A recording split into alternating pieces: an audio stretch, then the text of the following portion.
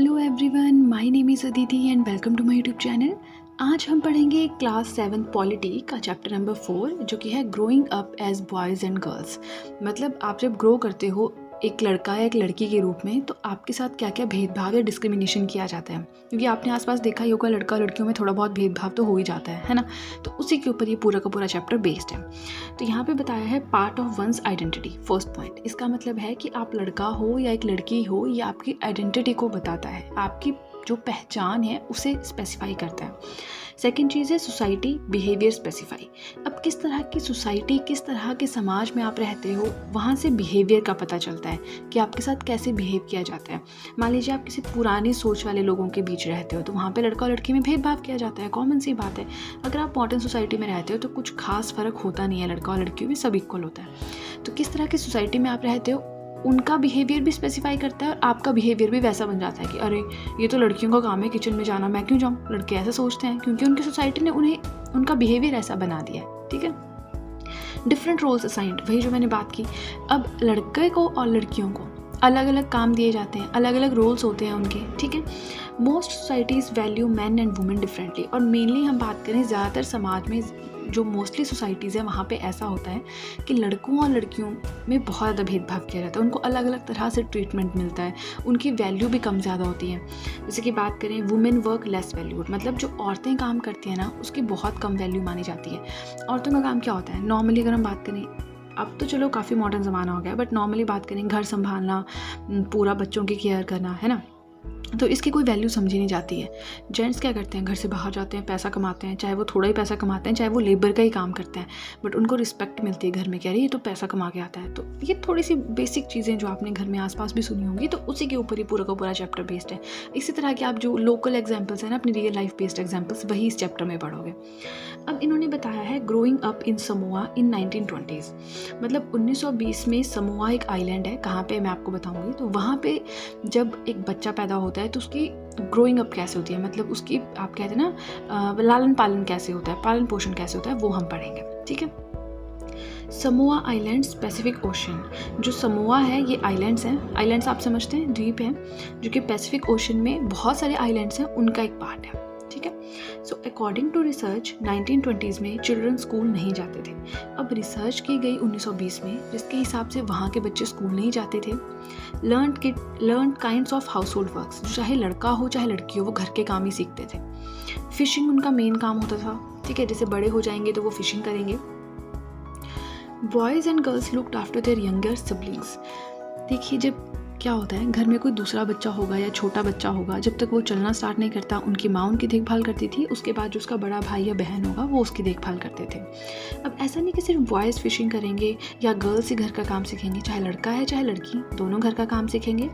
Fishing के लिए लड़कियाँ भी जाती थी। अब लड़कियों का कुछ स्पेशल काम है बास्केट्स वीव करना, बास्केट्स बनाते होंगे हाथ से, तो वो काम लड़कियाँ करती थी। मतलब इन्होंने ये बताया है कि 1920 की हम बात कर रहे हैं, कितनी पुरानी बात कर रहे हैं। उस टाइम आप इंडिया का हाल देखिएगा, औरतों को कितना सुप्रेस किया जाता था, दबाया जाता था। लेकिन हम बात कर रहे हैं समोआ आइलैंड्स की।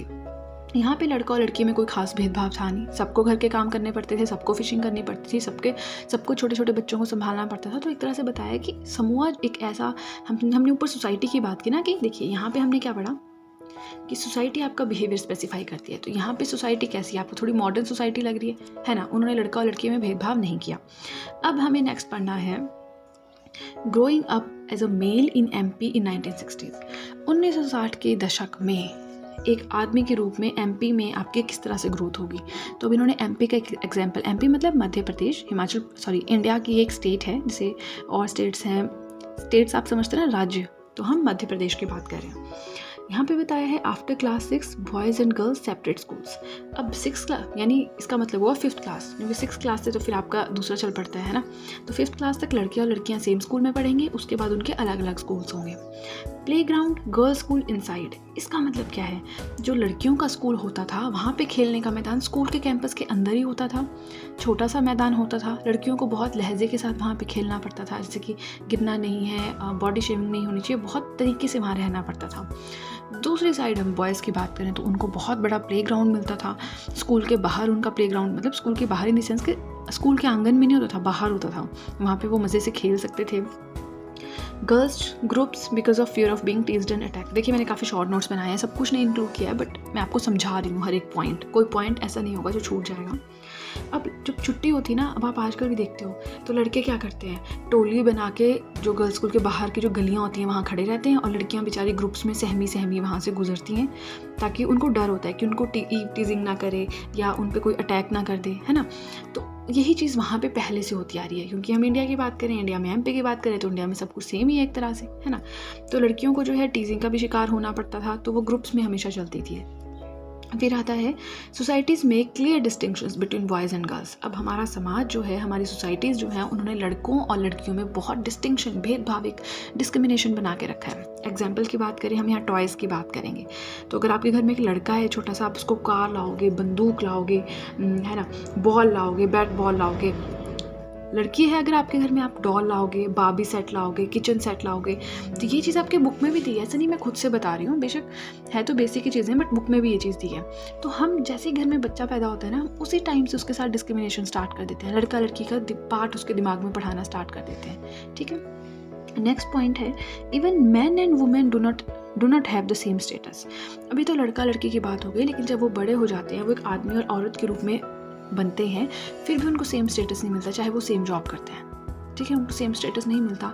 वुमेन को अभी भी जो है वो लेस वैल्यूड वर्क के रूप में देखा जाता है, ठीक है। ये हो गया हमारा फर्स्ट पेज। चलिए चलते हैं नेक्स्ट पेज की तरफ।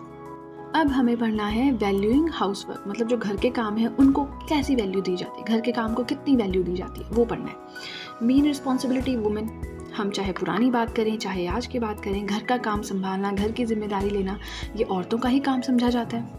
Not paid, society devalues the work, उनको इसके लिए कोई पेमेंट नहीं मिलती है, कोई सैलरी नहीं मिलती है, प्लस सोसाइटी डिवैल्यू भी करती है उनके वर्क को, मतलब उनकी, चलो सैलरी तो क्या ही देंगे, बट उनका जो काम करते हैं वो सुबह से शाम तक, उसकी वैल्यू भी नहीं करते हैं। आपको पता है घर में कितने काम होते हैं, अगर कोई लड़की वीडियो देख रही है, वो घर पे काम करती है, उसे पता है खाना बनाना, कपड़े धोना, सफाई करना, कितने काम होते हैं, है ना। तो उसकी कोई वैल्यू नहीं मानी जाती हमारी सोसाइटी में, कोई सैलरी नहीं दी जाती, प्लस सारा काम भी वो करें और उनको रिस्पेक्ट भी ना मिले। ये है वैल्यूइंग हाउस वर्क के बारे में। नेक्स्ट है lives of domestic workers. Domestic workers कौन से होते हैं, जो घर घर जाके काम करते हैं, जैसे बाई होती है, काम वाली होती है, आपके घर आती है, काम करती चली जाती है ना, उनके बारे में हम पढ़ेंगे। तो इन्हें हम नॉर्मल अगर इंग्लिश में गए तो डोमेस्टिक वर्कर्स कहते हैं, जो घर पे जाके काम करते हैं। मोस्टली वुमेन होती हैं, ज़्यादातर आप देखेंगे घर में काम करने औरतें ही आती हैं, है ना। वेजेस पेड लो, इनको जो पैसे दिए जाते हैं बहुत ही ज़्यादा कम होते हैं। नॉट रिगार्डेड वैल्यूएबल, क्यों? अब इसको हम दो तरह से देख सकते हैं। इनको सैलरी कम क्यों दी जाती है, क्योंकि इनके काम को वैल्यूएबल समझा ही नहीं जाता है, ठीक है। दूसरी चीज़ आप समझ सकते हैं कि इनके काम को वैल्यूएबल नहीं समझा जाता है, इसलिए इन्हें कम सैलरी दी जाती है, ठीक है। नेक्स्ट पॉइंट है रिक्वायर्स फिजिकल लेबर। घर का काम करना मतलब चाहे वॉशिंग मशीन है आपके पास, कपड़े तो आपको हाथ से धोने ही पड़ेंगे, है ना। तो फिजिकली बहुत काम होता है, फिजिकल लेबर चाहिए होती है। नेक्स्ट है टाइम कंज्यूमिंग, घर का काम है कभी ख़त्म ही नहीं होता, टाइम बहुत ज़्यादा लगता है, ठीक है। मैं बहुत इजी वे में आपको समझाने की कोशिश कर रही हूँ, जितना अच्छे से मैं समझा सकती हूँ मैं कोशिश कर रही हूँ। फिर भी आपको कोई डाउट रहता है, आपका कोई क्वेश्चन है या आपके कोई फीडबैक है, मैं हमेशा कहती हूँ आप मुझे कमेंट सेक्शन में बताइए। मैं हमेशा मैक्सिमम जो कमेंट्स होते हैं उनका रिप्लाई करती हूँ, ऐसा बहुत कम होता है जो मैं रिप्लाई ना कर पाऊँ। ओके फाइन, अभी हमारा चैप्टर कंप्लीट नहीं हुआ है, अभी हमारा लास्ट टॉपिक बचता है जो कि है वुमेन्स वर्क एंड इक्वालिटी। अब हम औरतों के काम की बात करेंगे, औरतों की इक्वालिटी की बात करेंगे। तो इससे पहले आप मुझे ये बताइए कि आपने घर में कभी देखा है कि आपके साथ भेदभाव हो रहा है किसी भी चीज़ में? क्योंकि वैसे अब बात करें, अब टाइम काफ़ी चेंज हो गया है, तो लड़का लड़की में भेदभाव ज़्यादा किया नहीं जाता, बट कुछ एरियाज़, कुछ जगह ऐसी हैं जहाँ पे अभी भी किया जाता है, ठीक है। ओके फाइन, हमारा टॉपिक है औरतों का काम और समानता का अधिकार उनके लिए। Inequality dealt through actions. अब ये बोल रहे हैं कि देखिए औरतों के साथ असमानता का व्यवहार तो होता ही है, लेकिन it should be dealt through actions, मतलब अच्छे अच्छे एक्शंस लिए जाने चाहिए और इनके साथ डील किया जाना चाहिए। ऐसे नहीं कि बातें किए जाए हम समानता का अधिकार है, ये है वो है, हमें बातें नहीं चाहिए, एक्शंस के थ्रू इन्हें डील करना है। Now, the Constitution says that being male or female should not become a reason for discrimination. हमारा संविधान भी ये कहता है कि चाहे आप मेल हो चाहे आप फीमेल हो, ये बेस नहीं होना चाहिए आपके बीच में भेदभाव का, डिस्क्रिमिनेशन का, ठीक है। बहुत अच्छी लाइन है। आंसर राइटिंग में आपका कोई क्वेश्चन अगर ऐसा आता है ना इक्वालिटी वाला, वहाँ पे आप इस लाइन को लिख सकते हैं, that the constitution says that being male और female should not become a reason for discrimination. Next है positive steps to remedy the situation. अब इस सिचुएशन के समाधान के लिए हमें अच्छे अच्छे पॉजिटिव स्टेप्स लेने चाहिए, ठीक है। आंगनवाड़ी, अगर आप गांव में रहते हैं, शहरों में तो इतना नहीं पता होता आंगनवाड़ी का, बट अगर आप गांव में रहते हैं तो आंगनवाड़ी वाले होते हैं, चाइल्ड केयर सेंटर्स इनको इंग्लिश में कहते हैं। सेवरल विलेजेस, बहुत सारे गांव में जो है इवन हर गांव में आंगनवाड़ी होती है, ठीक है।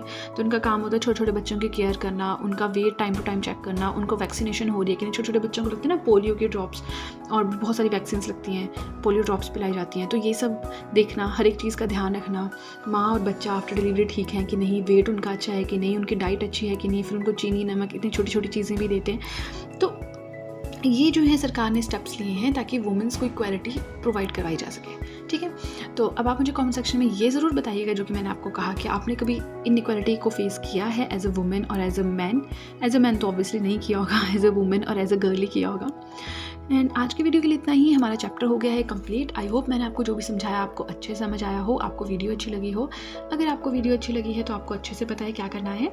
हमेशा मैं कहती हूँ जल्दी से कर दीजिए चैनल को सब्सक्राइब, बेल आइकन को कीजिए प्रेस, सो दैट मैं जैसे कोई वीडियो अपलोड करूँ आप तक एकदम से नोटिफिकेशन पहुँच जाए। वीडियो को लाइक करें, वीडियो का लिंक शेयर करें अपने फ्रेंड्स के साथ। And that's it guys. अब हम नेक्स्ट वीडियो में पढ़ेंगे chapter number 5 of class 7 polity.